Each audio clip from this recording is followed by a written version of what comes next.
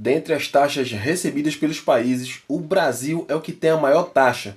Fica até o final do vídeo para entender de fato o que é que está acontecendo aqui. Como é que o Brasil tem 50% de taxa e a Filipinas só tem 20% de taxa? Fica até o final para entender. A tarifa de 50% anunciada sobre o Brasil na quarta-feira ainda é a mais alta entre as novas taxas divulgadas por Donald Trump. Ele tem uma arte para mostrar os dados, né? Então, desde a segunda, o republicano iniciou o envio de cartas informando quanto cada país pagará se não firmar acordo comercial com os Estados Unidos. Agora veja bem, tá aqui o Sri Lanka no bolo junto com a União Europeia, África do Sul, que inclusive faz parte dos BRICS, né? Vai pagar 30%. O México, se não me falha a memória, faz parte dos BRICS também, ou pelo menos é um país em desenvolvimento, né? E aí vai pagar 30% e o Brasil vai pagar 50%, cara. Veja que absurdo.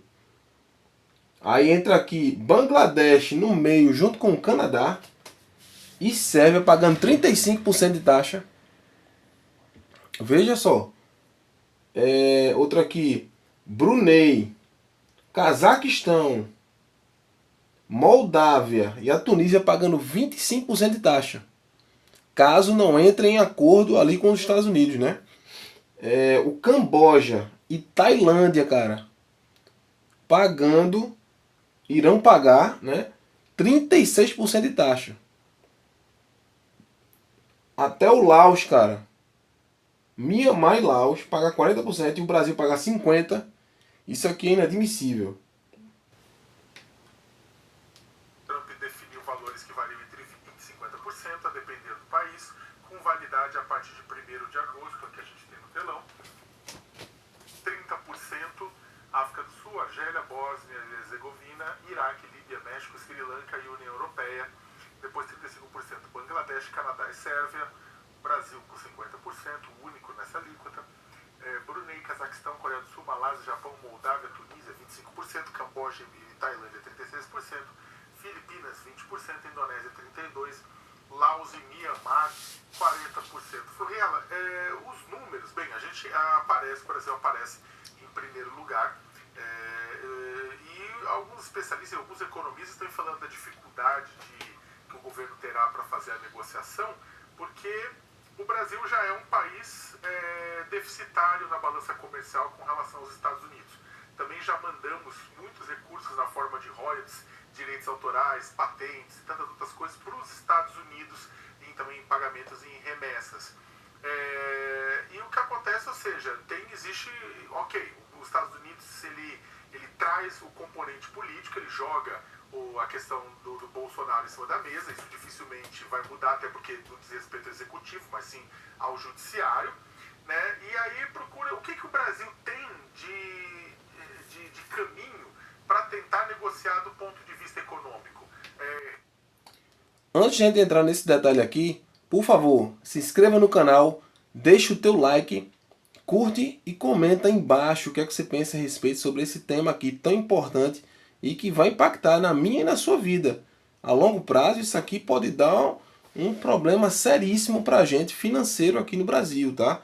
E já foi autorizado aí a lei, né, que provavelmente, se os Estados Unidos realmente taxar a gente com 50%, iremos taxar os produtos americanos em 50%. Aí, meu amigo, salve-se quem puder. O Brasil vai à ladeira abaixo. Eu espero que isso não aconteça e o governo brasileiro tem até o dia 1º de agosto para fechar o acordo e a gente sair tranquilo, né? Então vamos até o final aqui e, por favor, deixa aí embaixo nos comentários o que é que você tem achado sobre isso aqui, né? Deixa a tua opinião que eu vou ter a maior gratidão em te responder, tá bom? Vamos lá voltar aqui. Reclama-se muito que o Brasil é muito protecionista com relação a alguns setores, abrir alguns setores da economia para os Estados Unidos, aumentar a quantidade de etanol ou outro produto que de lá pode vir para cá, limites de importação. O que você acha que tem espaço que o Brasil pode acabar negociando?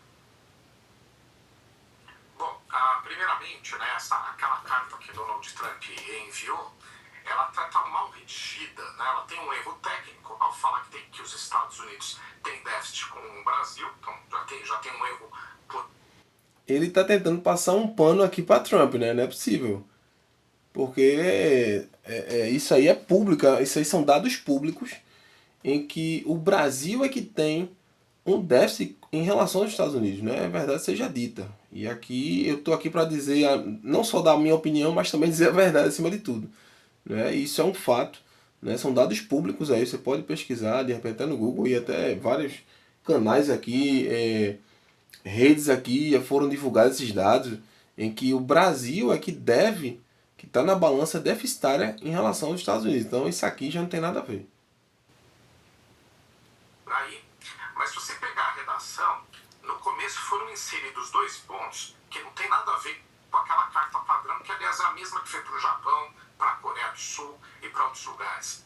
Ao inserir a questão do ex-presidente Bolsonaro e também ao inserir a questão das Big Techs, né, que elas seriam perseguidas aqui no Brasil. Só que no final da carta, a condicionante para a reversão dessa sobretaxa de 50% não menciona essas outras 2 situações. Né? Então, a gente percebe que é uma carta padrão que em algum momento resolveram inserir duas questões de desgaste que realmente são aí entre os países. Né? Mas nenhum dos motivos dessa carta justifica a sobretaxa. Então, só para a gente deixar claro, internacionalmente não se sustenta.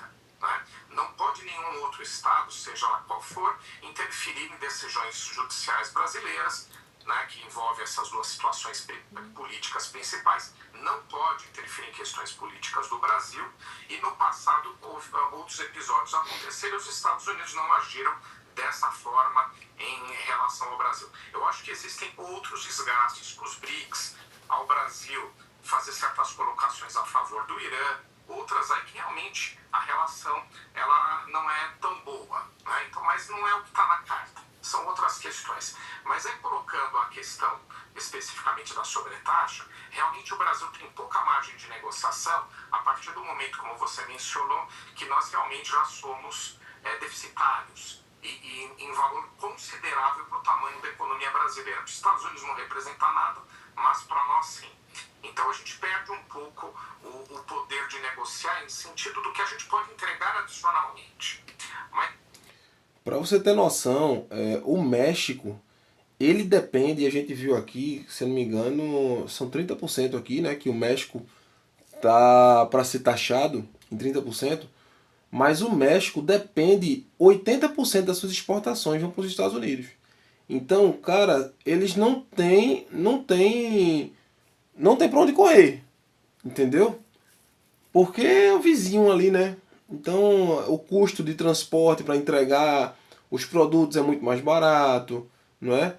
Mesmo que tenha, vamos supor aí que uma China da vida levante, não, México, eu quero aqui realmente comprar os seus produtos. Mas, pô, só o deslocamento e tal, os gastos, enfim, não compensa. E ainda os Estados Unidos colocar 30% em cima do México é complicado também, hein? Lá a presidente lá, né, que é uma mulher, ela vai ter muito jogo de cintura para resolver essa questão aí. Enfim, aqui no Brasil, eu não lembro agora de quanto é a porcentagem. Se você souber, deixa nos comentários aí. Não pesquisei esse detalhe aí, mas não é 80%, não é? Os 2 principais compradores do Brasil é Estados Unidos e China, não é? Mas, inclusive, o maior comprador é a China, não é nem os Estados Unidos.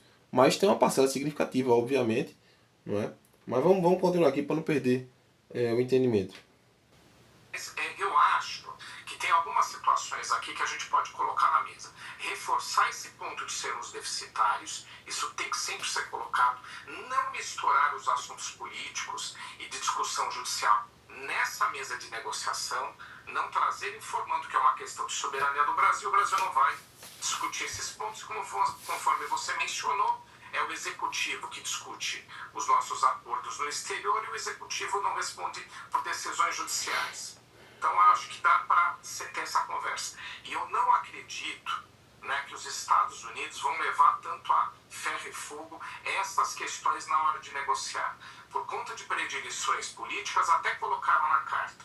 Mas em termos negociais, eles vão olhar mais a parte econômica, as outros interesses comerciais. O que a gente pode ceder? E aí eu acho que sim, o Brasil vai ter que partir um pouco para esse lado. Setores que são super protegidos, alguns em específico, né? O sucro alcooleiro, né? Que é o setor de açúcar e de álcool. Os Estados Unidos há muito tempo demandam a abertura do mercado brasileiro. Eu acho que esse é um dos principais setores onde a gente pode ter alguma argumentação. E do lado oposto, né, que é propriamente do que a gente exporta, o aço é o mais sensível.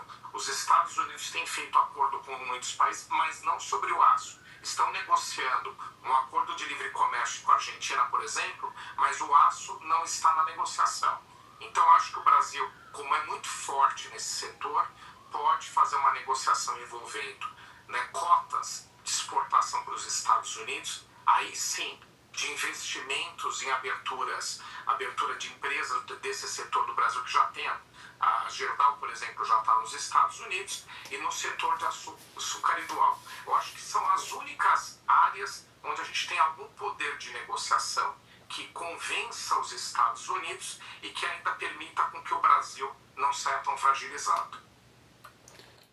Pois é, pessoal, essa também foi as informações aqui do especialista. Eu fui dar uma pesquisada aqui sobre as exportações. Eu não achei nenhum dado no Google, e aí eu joguei no ChatGPT mesmo aqui. Eu fui dar uma pesquisa aqui no ChatGPT e ele disse o seguinte, sobre as exportações das Filipinas, e ele alegou o seguinte, que as Filipinas exportam bastante eletrônicos, componentes eletrônicos, né, máquinas e equipamentos industriais, produtos agroindustriais, naturais também, couros e artigos de viagem, vestuário, móveis e itens de decoração, veículos plásticos e acessórios, e aeronaves. Né? E de uma maneira geral, os eletrônicos e semicondutores é o que se mais se destaca. Chega a ser 60% das exportações para os Estados Unidos. Não é?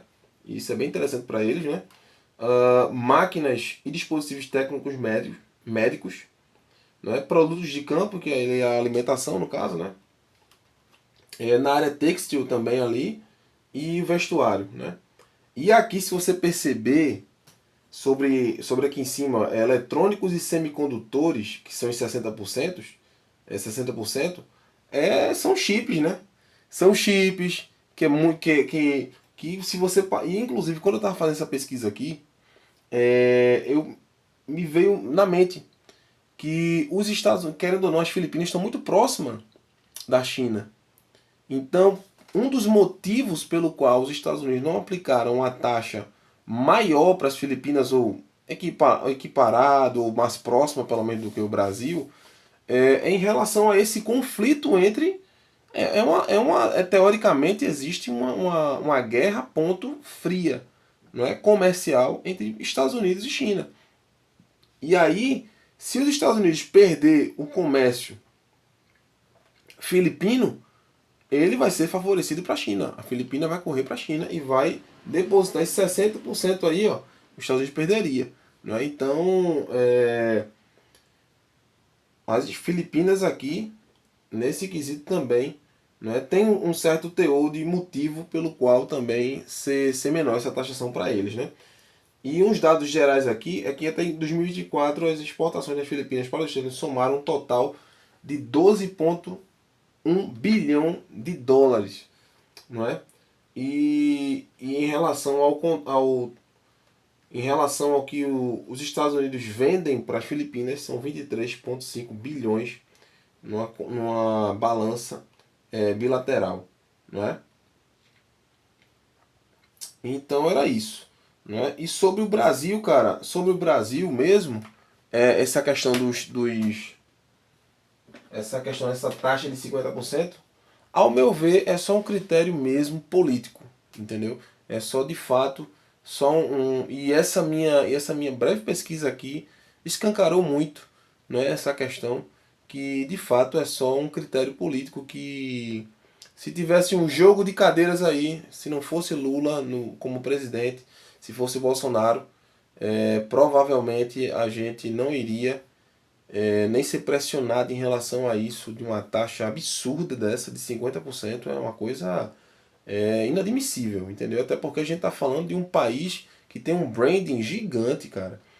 Tá aí entre as 10 economias maiores do mundo, uma mega diversidade que a gente tem aqui, de produtos que a gente exporta, sem falar de uma aliança de décadas e mais décadas que a gente tem com os Estados Unidos. Então, assim, não faz sentido nenhum, não é? Os Estados Unidos impor, né? E principalmente nesses moldes aí, né, cara? Que, pô, uma chantagem barata de Donald Trump, sabe? Eu gostava de alguns posicionamentos dele, não é? Eu acho que... E aí, como direita, né, que eu tenho eu tenho um apreço pela direita, mas a direita verdadeira, não a direita de Bolsonaro, né? Por acaso, que fala que vai fazer alguma coisa e não faz, né? Enfim, vai ser papo para outro vídeo. Então, assim, eu acho que é uma taxa inadmissível e que eu espero, novamente eu volto a falar, que o governo atual consiga dar a volta por cima, né? E que a gente saia ileso disso aí. Pelo visto, a gente não vai deixar de ser taxado, né? Vai existir a taxa, até porque outros países, a União Europeia também está sendo taxada também, como a gente viu aqui. Então, assim, não tem como não ser taxado, né? Vai ser a taxa, mas eu espero que... E aí talvez seja um plano também do Donald Trump, que é colocar a taxa lá em cima para poder abaixar, para chegar no que ele quer. Talvez uns 30%, né? No mínimo aí 25%, que é o que ele realmente quer chegar, que um bom negociador, estrategista como ele, e a gente tem visto ao longo dos anos aí, né? E outras análises políticas em relação a isso, que ele é um bom estrategista também. Então eu espero que a gente saia menos ruim, né, de tudo isso aí. Pessoal, vou estar deixando para vocês aqui 2 vídeos interessantes. Fiquem à vontade, tá bom? Deixa o like aí embaixo, se inscreve no canal, curte e comenta o que é que você achou dessa análise aqui política, né? O pessoal da UOL aqui e meus comentários também. Vou ficando por aqui, te aguardo no próximo vídeo. Valeu, tchau, tchau.